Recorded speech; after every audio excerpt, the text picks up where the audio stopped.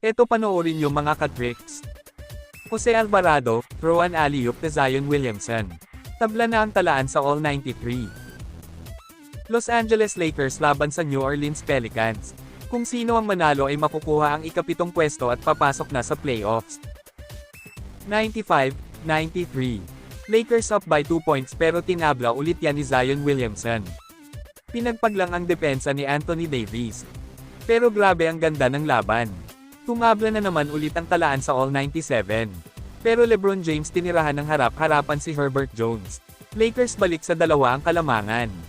Pelicans ayaw pa rin sumuko, Trey Murphy nagpakawala ng floater shot. Tabla ulit ang laban.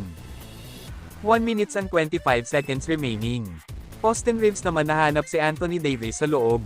Easy 2 points tuloy yan para sa Lakers. Isang free throw lang ang naipasok ng Pelicans. Wala na isang minuto, Lakers up by 1 points. Eto na Austin Reeves ang may tanan ng bola. Kick out to D'Angelo Russell sa corner. Dagger 3. At dahil dyan lamang na ng 4 ang Los Angeles Lakers.